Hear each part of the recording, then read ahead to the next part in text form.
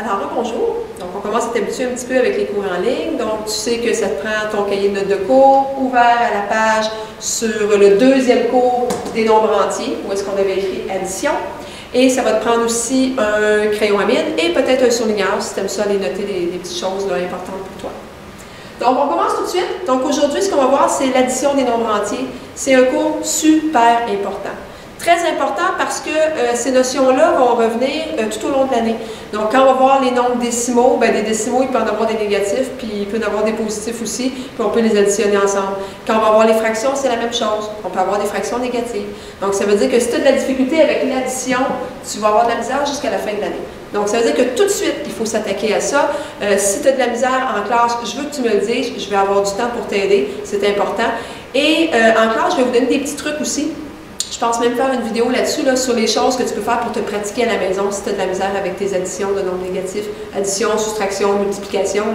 Je vous donnerai des trucs éventuellement pour ça. Donc, on commence tout de suite avec les additions. Alors, première chose ici, je vais t'expliquer mes symboles. Donc, j'ai des symboles bleus et j'ai des symboles rouges que je vais utiliser. Les bleus pour les positifs et le rouge pour le négatif. Même chose que la droite numérique que j'avais utilisée au dernier cours. Donc, ici, ce que je veux dire, je ne sais pas combien j'en ai des bleus. Ça ne veut pas dire que j'ai un jeton bleu plus un jeton bleu, ça fait deux bleus. C'est pas ça le but. Ce que je veux dire, c'est que j'ai un nombre positif. Peu importe sa valeur. C'est peut-être 50, c'est peut-être 200, je ne sais pas. Ce que je sais, c'est qu'il est positif.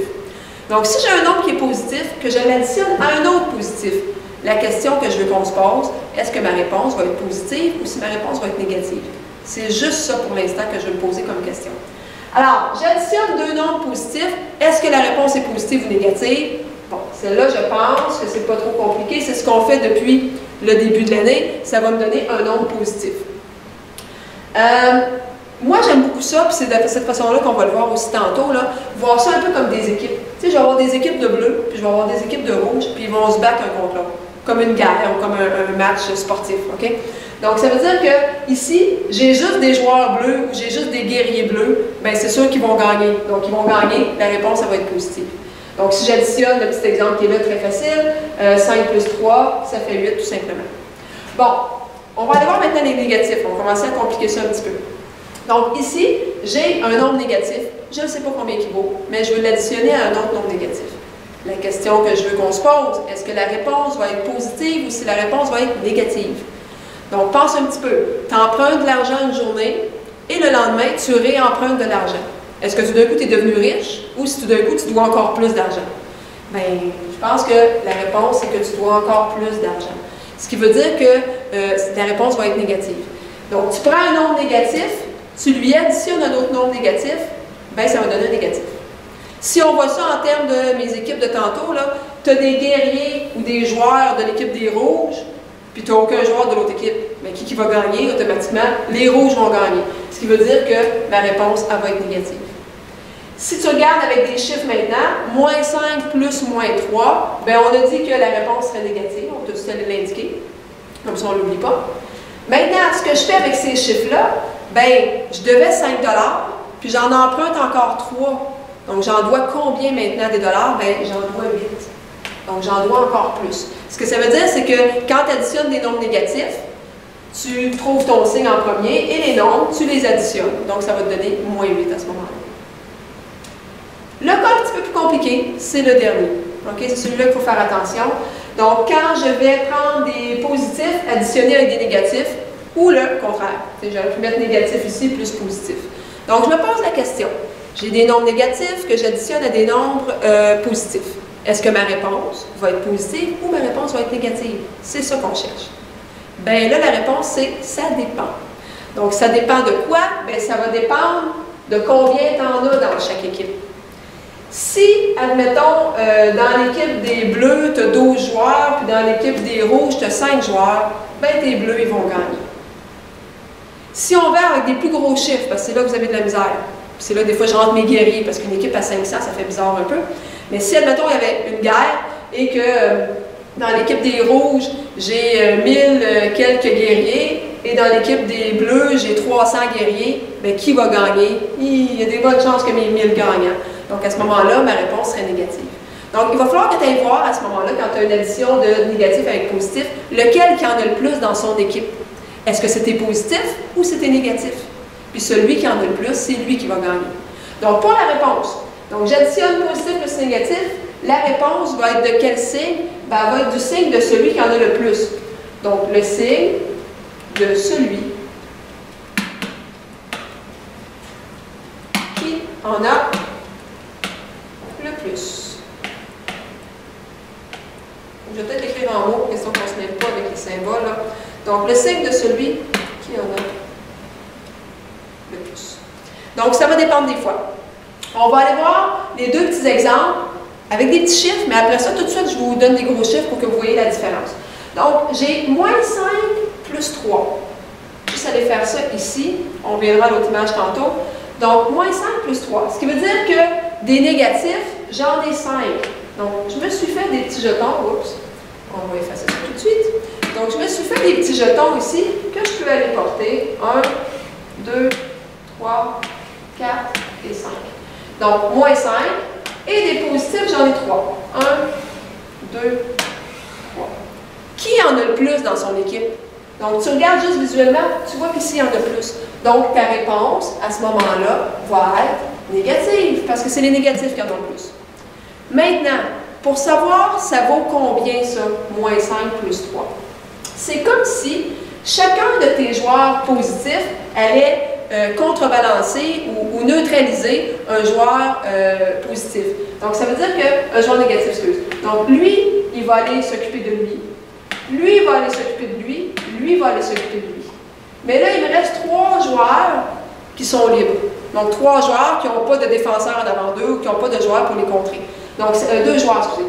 Donc, il me reste 2 joueurs que personne en avant d'eux pour aller les contrer.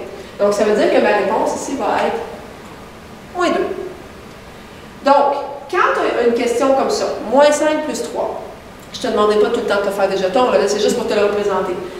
Ce que tu fais, tu commences par voir qui gagne là-dedans. Est-ce que c'est ton négatif ou ton positif? Bien, lui, il en a le plus dans son équipe, c'est lui qui gagne. Ma réponse, un moins tout de suite. Ensuite, pour savoir le chiffre, donc le calcul que tu dois faire, tu prends toujours le plus gros des 2 chiffres sans regarder le signe. Donc là, on élimine les signes, on ne les regarde plus les signes. Lequel qui en a le plus? Bien, 5 en a plus. Bon, ben, tu vas faire 5 moins 3. Donc, dans ta tête, l'opération que tu fais, une fois que tu as trouvé que c'était un négatif, tu dis 5 moins 3, ça me fait moins 2. OK? Donc, ça, c'est ta réponse. Si on va voir, donc on va juste aller l'écrire dans ton exemple. Donc, tu avais tout à l'heure, justement, cet exemple-là, moins 5 plus 3, ça donne un négatif parce que lui en a le plus dans son équipe, c'est ce qu'on vient de dire. Et là, tu dis, ils ne sont pas du même signe. Je prends celui, j'oublie les signes, je prends celui qui en a le plus, moins l'autre, 5 moins 3, 2. Donc, ça se fait dans ta tête. L'autre exemple maintenant. 5 plus moins 3. Mais je reprends l'exemple ici que j'avais, 5 plus moins 3. À ce moment-ci, les 5 sont positifs, donc 1, 2, 3, 4, 5. Les 3 sont négatifs, 1, 2, 3. Mes joueurs négatifs vont aller neutraliser certains positifs, ce qui fait qu'au bout du compte, il va m'en rester 2. Ils sont de quel signe, ces 2-là? Ils sont de signe positif, donc 2. Maintenant, si on va dans notre exemple qu'on avait tantôt,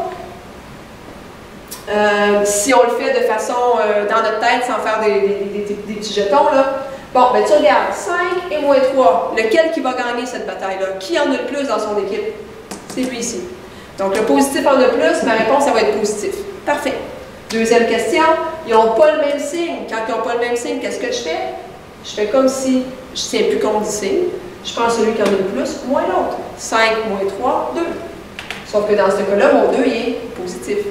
Donc, je me retrouve avec une réponse de moins 2 et l'autre réponse de 2. Immédiatement, on s'en va faire des exemples plus compliqués. Parce que c'est là que vous avez un petit peu plus de difficultés. Donc, dans les nombres qui sont plus gros, dans les petits nombres, on sert de son instinct, puis on y réussit. Dans les nombres qui sont un peu plus gros, là, on devient tout mêlé. Alors, si on utilise les trucs qu'on vient de prendre, on regarde vraiment ça d'une façon générale. J'ai un nombre négatif. Avec un nombre négatif, qu'est-ce que ça va me donner? Donc, j'ai deux nombres négatifs, c'est comme si j'emprunte de l'argent, j'en emprunte encore, et j'en dois encore plus d'argent. Donc, ça veut dire que ma réponse, ici, tout de suite, tu vas savoir que ta réponse est négative. Quand tu as deux négatifs, c'est pareil comme quand tu as deux positifs, en ce sens que tu prends tes deux nombres et tu les additionnes. Donc, ça veut dire que ce que tu vas faire, en colonne, 436 plus 957, mais ils sont négatifs, ce qui veut dire que ta réponse, tu sais qu'elle va être négative. Mais là, tu les additionnes en colonne comme d'habitude. Donc, 7 plus 6, 3. Tu as une retenue, ça me fait 8, ça me fait 9. Ensuite de ça, 9 plus 4, 13. Donc, ça va donner moins 1393. Bien important de ne pas oublier le mot. Deuxième exemple. Moins 725 plus 378. Alors là, tu as un négatif avec un positif. Là, on tombe dans le cas qui est un petit peu plus compliqué. Tu regardes qui en a le plus dans son équipe. Lui en a plus. Lui est de quel signe? Il est négatif. Alors ta réponse va être négative, assurément. Maintenant, quand ils n'ont pas le même signe, qu'est-ce qu'on fait? Même si c'est marqué un plus, même si c'est une addition, pour savoir ta réponse, tu dois faire une soustraction. Tu dois prendre, tu oublies les signes, tu prends celui qui en a le plus, moins l'autre, et tu fais la réponse de ça. Et c'est là que vous devenez mélanger un petit peu, parce qu'il y en a qui les additionnent parce qu'ils disent que c'est un plus. Mais quand ils ne sont pas du même signe, il faut que j'aille les soustraire un à l'autre. Imagine, c'est comme les jetons de tantôt, là. J'ai 725 jetons rouges d'un côté, j'en ai 378 de l'autre. C'est que mes 378 jetons vont aller éliminer des jetons rouges. Donc, combien il va m'en rester des jetons rouges? Il va m'en rester moins parce que les autres vont aller en éliminer de l'autre côté. Alors, je fais ma soustraction. Donc, je dis 725 moins 378. Ici, ça ne fonctionne pas. Il faut que j'aille emprunter à côté. Donc, ça me fait 15 moins 8, 7. 1 moins 7, ça ne fonctionne pas. Je m'en vais encore emprunter. 11 moins 7, ça va me faire 4. Et 6 moins 3, 3. J'ai dit que ma réponse, elle a donné un négatif. Juste monter mon signe un petit peu plus haut. Donc, ma réponse, moins 347. Ici. Il nous en reste un dernier. J'ai le goût de te dire, essaye-le. Donc, mets la vidéo sur pause, essaie-le, puis on se revient aussitôt que tu as terminé, là, reviens-nous, puis on va le compléter ensemble. Alors, j'imagine que tu viens de revenir, tu as complété l'addition qu'il y avait ici. Maintenant, on va aller voir si c'est bon ce que tu as fait. Donc, un négatif plus un positif. Donc, ils ne sont pas du même signe, j'ai une bataille à faire. Donc, j'ai 423 guerriers dans mon équipe négative. J'en ai 1021 dans l'autre équipe. Un contre l'autre, qui va gagner? Celui-là. Donc, lui va gagner. Lui, c'est un positif. Ma réponse va être positive. Maintenant, ils n'ont pas le même signe. Donc, dans ce temps-là, celui qui en a le plus dans son équipe, moins l'autre. Alors, 1021 moins 423. J'ai dit que ma réponse donnera un positif, donc je n'ai pas besoin de mettre mon signe. 1 moins 3, ça ne fonctionne pas. Oups, ça va faire un ici. Donc, 11 moins 3, 7. 1 moins 2, ça ne marche pas encore. On s'en va emprunter ici. Alors, j'ai maintenant 11 moins 2, 9. Et 9 moins 4, qui donne 5. Donc, 597. Donc, ça veut dire que mon nombre est positif. J'avais, dans mon 1021 ici, il y en a 423 qui sont allés neutraliser ceux-là. Il m'en reste combien? Il m'en reste 597. Donc, comme je disais, ça, c'est ce qu'on va pratiquer en classe beaucoup, parce qu'on va en faire dans des chaînes d'opérations. On va en faire aussi sous forme de jeux de cartes. Je vais donner des sites internet où est-ce que tu peux aller te pratiquer aussi. Donc, décourage-toi pas. Si là, tu t'es un petit peu tout mêlé, là, on va tout démêler ça en classe.